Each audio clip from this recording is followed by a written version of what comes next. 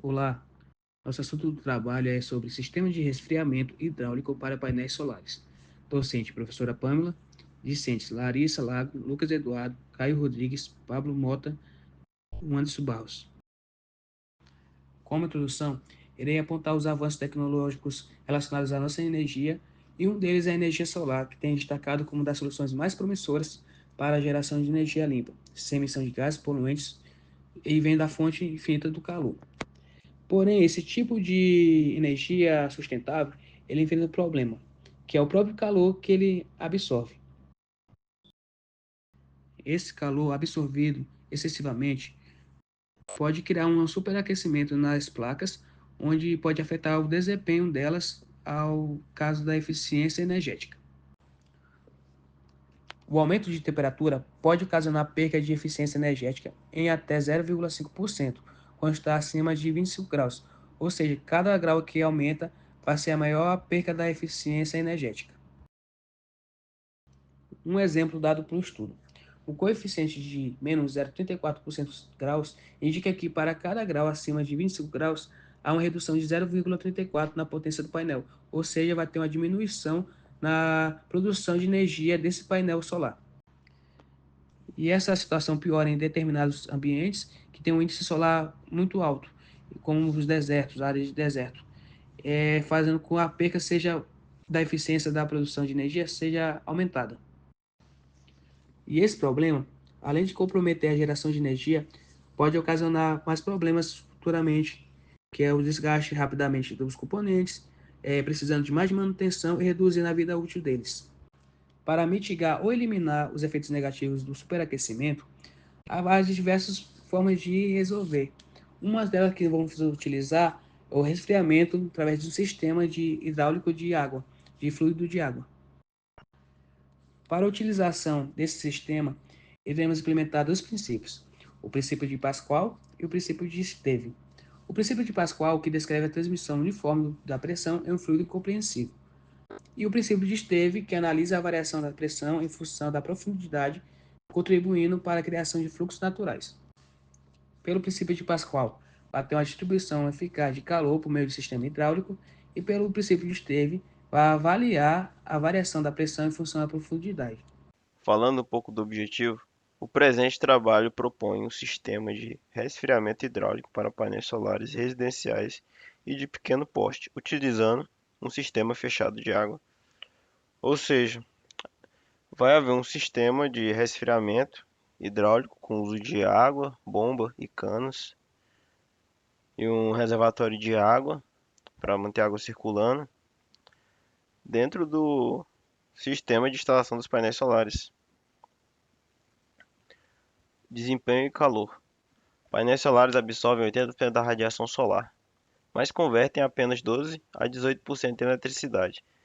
Impacto da temperatura. A eficiência dos painéis solares diminui entre 0,3 e 0,5% para cada grau acima de 25 graus.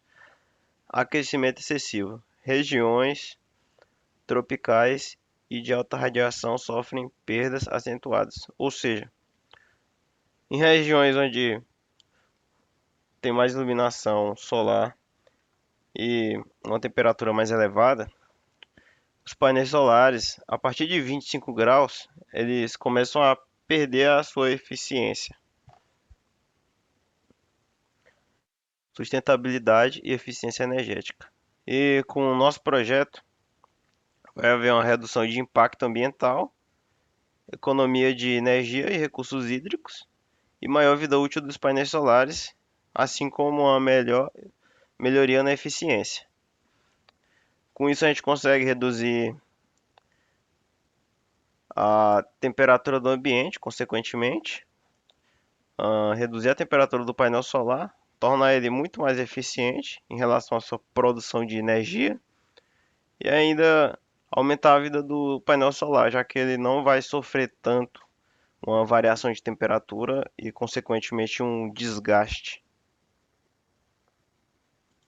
Agora, abordando os princípios de mecânica dos fluidos utilizados no projeto, primeiramente, o princípio de Pascal, que afirma que uma pressão aplicada em um fluido incompressível em um sistema fechado é transmitida igualmente em todas as direções.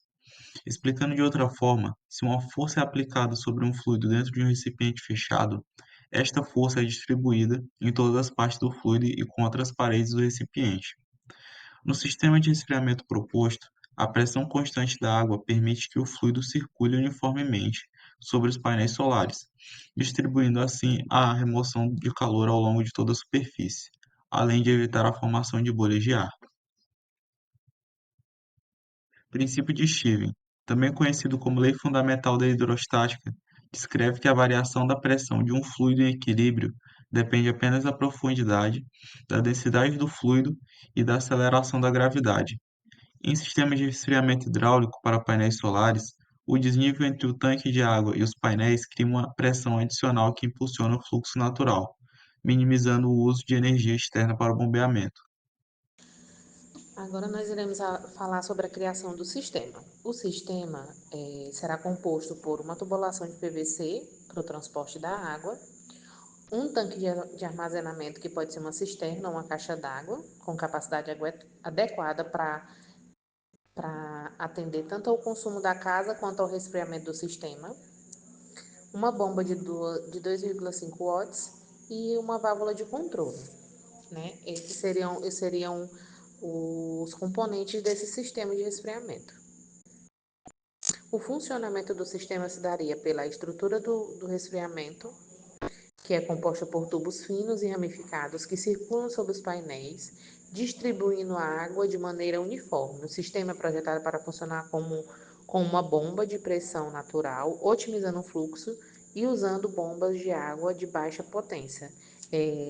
O sistema ele usa um resfriamento por contato, né? O contato que a placa faz por aquela tubulação fina.